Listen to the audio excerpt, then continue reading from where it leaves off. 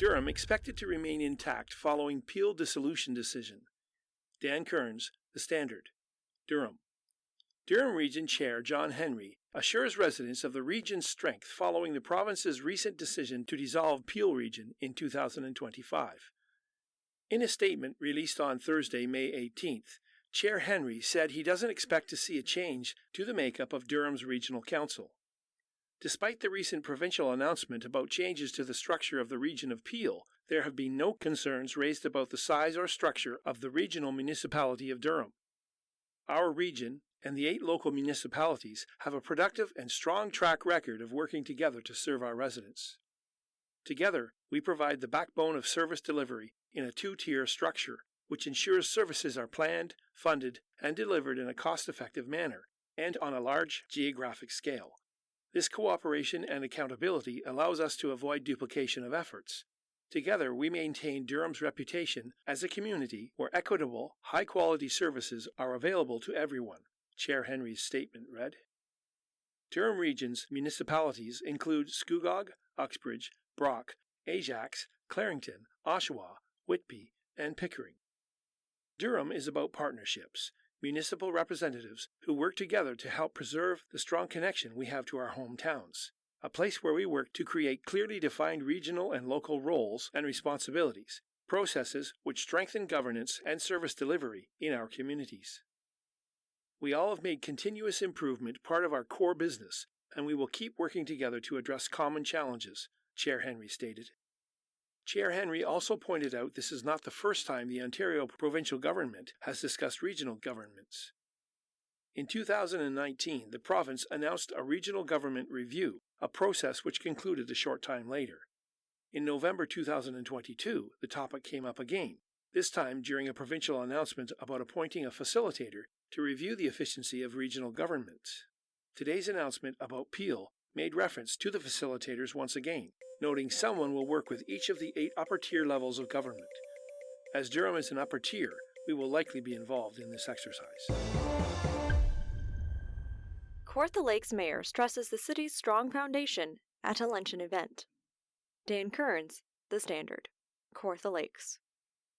City of Kawartha Lakes Mayor Doug Elmsley shared how the City Council is building a strong foundation in the municipality during a Lindsay and District Chamber of Commerce luncheon on Wednesday, May 24th.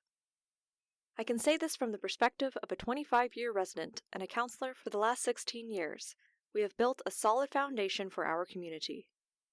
Over the years, Kawartha Lakes Council has made good decisions, often hard decisions, to ensure the municipality has the financial and other resources it needs to deliver for its taxpayers with no surprises, Mayor Elmsley told attendees. Prior to being elected mayor in 2022, Doug Elmsley served as the Ward 6 councillor during the 2006, 2010, and 2014 terms. He became the Ward 3 councillor in the 2018 election, after the council voted to change the number and geography of the wards they had. Mayor Elmsley referenced how the city made a decision in 2016 to raise the tax rate to 8% as an example of a hard decision the municipality had to make. That was a very hard decision and a hard year for residents. That was the year of closing the gap between the funds we had and what we needed to look after all of our lands and buildings. That increase was a catch-up so those future years could have lower, stable, affordable increases. He then spoke about Kawartha Lakes Council's decisions during the COVID-19 pandemic. More recently, the decisions made through the pandemic have left us in a good position.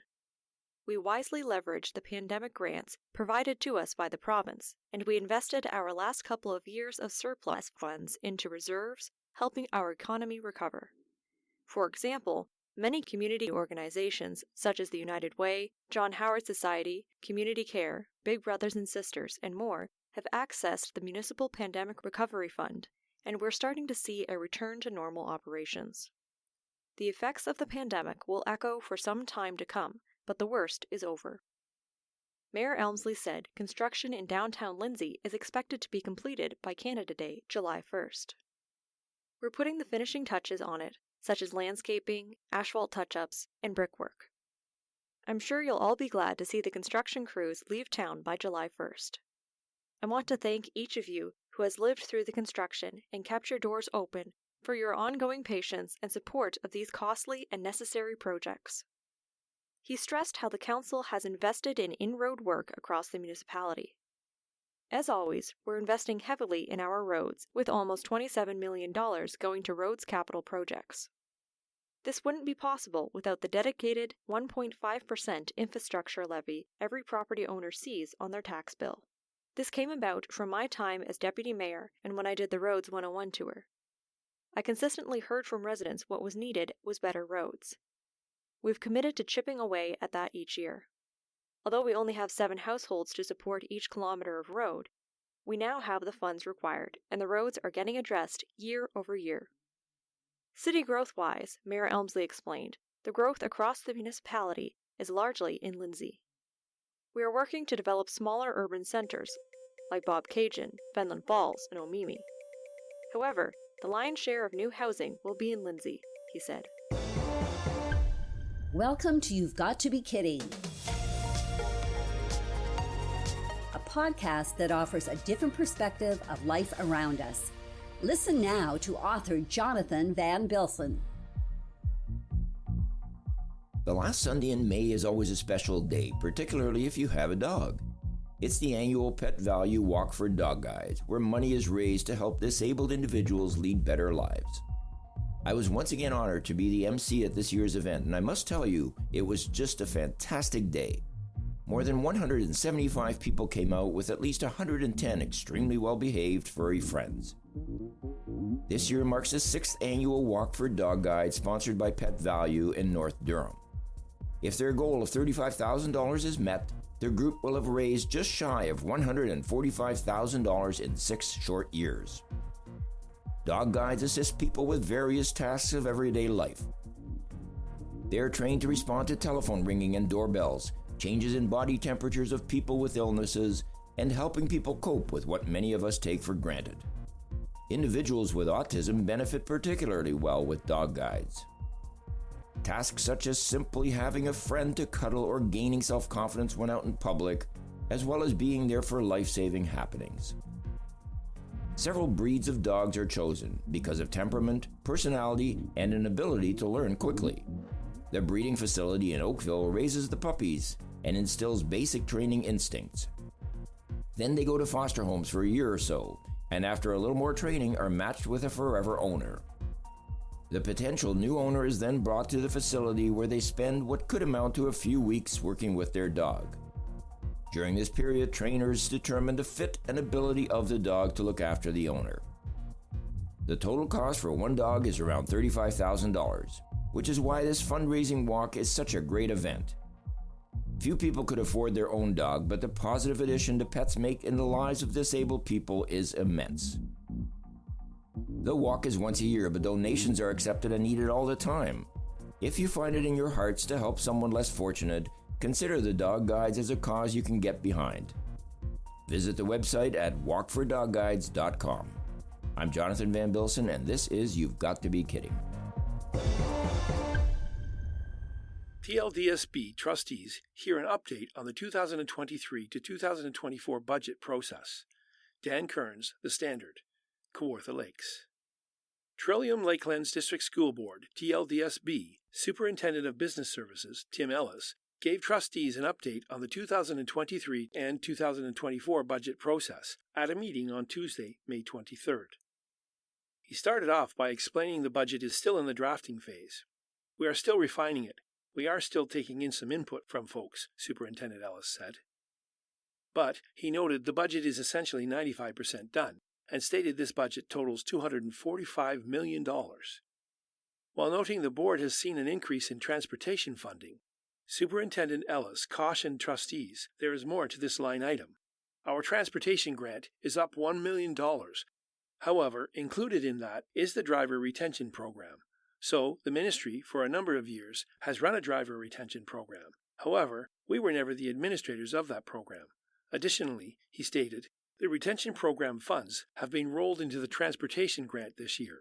He then explained, talks with transportation operators are ongoing regarding how they'd like compensation for their work.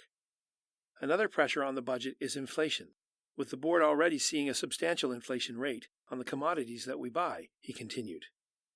While pointing out the budget currently shows the board in a slight surplus position at the moment, Superintendent Ellis said, "Not all calculations have been finalized. He expects to see a balanced budget when it comes back to trustees in June." During his remarks, Superintendent Ellis praised the process, which sees all the superintendents involved in the creation of the budget. "I think it's important trustees understand, when it's not done by a business guy. It's done by people who actually know what's going on, the boots-on-the-ground people, the people who are in schools on a regular basis."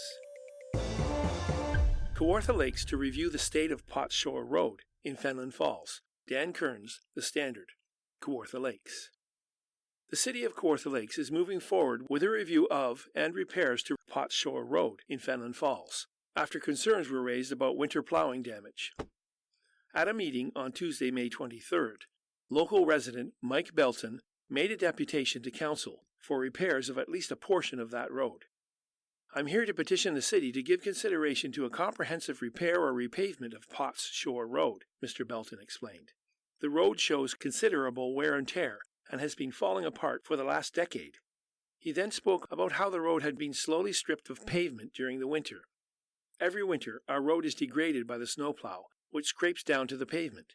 In doing so, the plow sometimes picks up the asphalt and has stripped about 2 feet of the pavement off the edge of the road in some areas, near the bend in the road." Mr. Belton finished his deputation by saying, "A cleaned-up road would make for better, safer walking." Council members then discussed a memorandum from Ward 3 Councillor Mike Perry. The memorandum called for city staff to review conditions of Potts Shore Road and perform any necessary local repairs and maintenance required as a result of the 2022-2023 winter plow damage, and for the resurfacing or reconstruction of the road to be considered in the 2024 municipal budget. "We all have roads which have potholes. We all have roads which need repair," Councillor Perry said. "In my opinion, it qualifies for repair and reconstruction because the disintegration has been going on since 2017 to 2018. My understanding is there have been talks of repairs, they haven't been effective. As our deputant said, they aren't talking of pothole repairs. They're looking to get an ongoing structural plow damage repaired. This is a less than 1 kilometer strip." Councillor Perry added he thinks this isn't an average road work request, and he felt now is the time to get this one cleaned up. Ward 6 Councillor Ron Ashmore supported this request. "We have to get it done. Doesn't matter where it is," he said. "We need to get staff out there and have meetings and site visits. It's really important." Councillors later voted in favour of approving the memorandum. Is Your Glass Half Full or Half Empty? By Tina Y. Gerber-McCurley. A positive attitude means allowing yourself to stay optimistic and, as a result, hopefully, experience a lower rate of depression. The health benefits of a positive outlook may provide an increased lifespan, greater resistance to illness, anticipation of happiness, health, and success, and it helps you to develop better coping skills during hardships and times of stress. Of course, having a positive attitude is not enough to get you through everything, but people with a positive attitude start by fostering good thoughts. It is easy to fall into the trap of negative attitude these days. The news, social media, and what we watch on television make staying positive very challenging. Positive thinking doesn't mean you ignore life's less pleasant situations. It means you approach them in a more positive and productive way.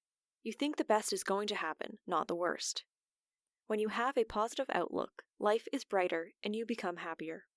It means being cheerful and hopeful, even when facing challenges. If you embrace a positive mindset, it is easier to face your challenges and persevere. Positive people look for the good in every situation and are grateful for what they have. While my husband and I came from different backgrounds, my thoughts are mostly positive, while his, in my opinion, are more pessimistic. Things like what he feels is an inept government agency regarding his treatment of medical concerns through the years, and rightfully so.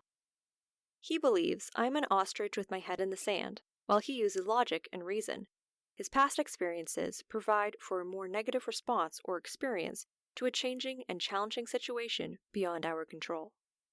The secular, worldly society approaches positive thinking like this.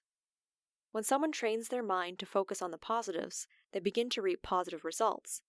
And they believe their belief changes things, so they erroneously say their faith in their abilities grows. Interestingly, the word faith never existed until Christianity came on the scene. Before then, it was always a derivative of the word belief. It makes sense, as the word faith describes an attribute of God, which he shares with those who believe in him, as we release the stress and strain to him. Stress is a normal psychological and physical reaction to the demands of life. It is normal for everyone to experience stress, doubts, and fears. How one perceives those feelings, and what you do with them, can have a lasting impact. So, there can be such a thing as positive stress. Often, individuals think God is giving them a hard time. God wants the best for all his children, and that includes you. Hard times teach us how to depend on God alone, instead of mixing our own assumptions with his. This hybrid approach interferes with God's guidance in what he knows is positive, even when we can't make sense of the deflections along the path. It is an opportunity to grow and learn something new, to honor and glorify God, and learn to trust. If you feel stuck in a rut of those negative attitudes and feelings, try to remember these challenges often seem much worse than they are. The awkward negative perspective is why many times they may become overwhelming. It is important to realize everything passes in time. Our role is to persevere. Every Christian goes through tough times, and my husband and I are facing some of our most challenging times over the next few months, perhaps years. We know God is not distant. He does not want to see us struggle. Martin and I both understand God allows these hard times to bring us restoration, wholeness, and develop the fruit of his own Spirit in us. God is preparing us for what lies ahead. What a blessing. Life is not easy, but we can learn to do things when we trust God to give us wisdom and strength in all we do. Regardless of whether you are a Christian or not, it's a good policy to avoid negative people and find habitually optimistic people who have figured out how to see the positive in situations and the brighter side of life. Positive people tend to see the glass as half full instead of half empty. God made us social creatures, and being part of a faithful body of believers can provide comfort, friendship, and support during the good and bad. Romans 1:12 in the New Living Translation says, "When we get together, I want to encourage you in your faith, but I also want to be encouraged by yours." You've Got to Be Kidding was presented by X4 Media with permission from the Standard Media Group. We endeavor to make all information contained in this program as accurate as possible at production time. X4 Media and the Standard Media Group are not responsible for any liabilities resulting from information contained in this program. For more information, please visit x4media.ca.